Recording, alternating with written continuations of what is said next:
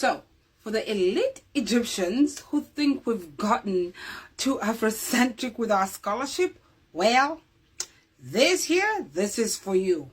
All right. So, like I promised in part 5, I would come back with more parallels between ancient Egyptian and Bantu. And merely that's because Bantu is the only language I speak. All right. So, because Tutankhamun, because King Tutankhamun was one of the subjects that was behind this controversy of banning Dutch archaeologists from excavating from the Saqqara necropolis, I thought I'd use him. So I thought it would be relevant. All right. So let's see. Have you guys ever wondered about the dark eye paint that many Egyptians put, around their eyes as part of their traditional garb? Have you ever wondered, what they call that black eye paint? Okay, I'm gonna take you down memory lane real quick here. Just give me a second. So this is probably one of the most beautiful depictions of King Tutankhamun. I believe that's his sarcophagus, right? Now, notice again the gorgeous, black eye paint, all right? This is actually an old ancient art, okay, of making that black eye paint. It's a very ancient art.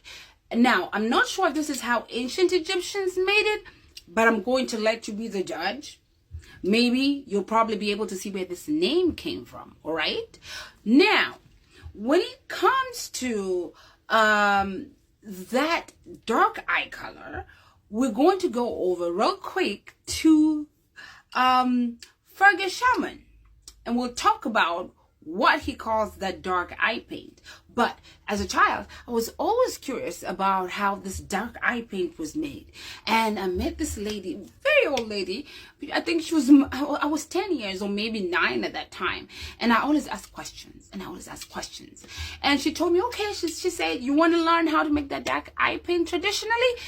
I said, yep. So, and she did show me. So the ingredient she used really was an ember, okay? A piece of wood, ember, and some fire, of course, and a metal plate. That's all she used, okay? Those 3 things. Now, here is the bummer here. I don't have the traditional root. In fact, I don't even remember it. But I'm going to just substitute and show you so you can have a good idea.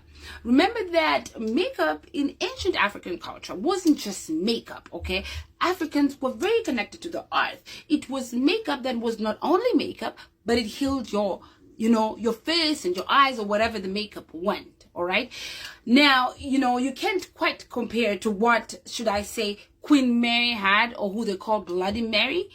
I believe she had an attack of chickenpox as a child. And because of that, she had to wear heavy makeup. Now, guess what the makeup was made from? A mixture of lead and vinegar, and he made her pasty white. Now, not only did he make her pasty white and cover her flaws, but it was slowly seeping into her skin and poisoning her. All right? And that's the difference between European makeup and African makeup. All right? So, I'm going to show you real quick the 3, should I say 3 things you need to use, okay? So, you need, of course, the ember, of which I don't have. I'll substitute with a candle, all right? With a candle. Now, that candle is right over here, and I did put a flame on it. Now, you also need a metal plate. So, we'll substitute this as the wooden, the traditional, should I say, medicinal tree that she used, the ember. And I don't really have a metal plate, like a flat metal plate. So I'm going to use a spoon. I promise you, it's not illegal, okay?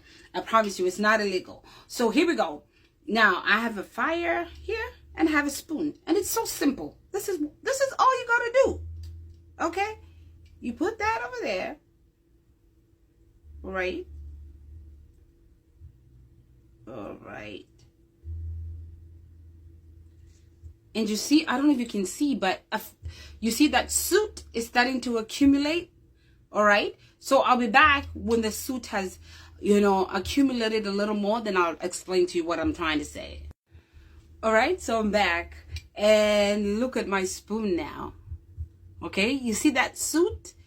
All right. So also another thing you can use is like a coconut, and that's the best, a coconut husk. Okay. When it's cut in half, so that when you just put the husk over the flame, it'll kind of become like a bowl when you put it down. All right.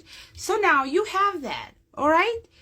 Now this, of course, is called soot in English, but traditionally in Swahili it's called masizi. Masizi, okay? Masizi, all right? Meaning soot in Swahili. Now, if this soot is specifically made for the purpose of eye makeup, it'll be masizi ya macho, all right? Masizi ya macho or masizi ya mato. Mato. And when I say mato, that's Kiamu dialect and Kimvita dialect. I'm sure there are other Swahili dialects, but the one I know for sure is Kiamu. Okay, they say mato, jito. All right? So masizi ya mato or masizi ya macho. All right? So it's so simple. And then all you do is take a brush. Okay? Take a little brush. And let's see. Let me see if I can do this. And say you can do, I don't know if you can see that, but do you see that?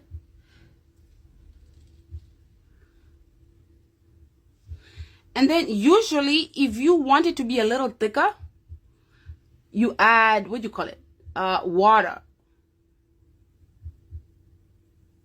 You see that? I don't know if you guys can see that.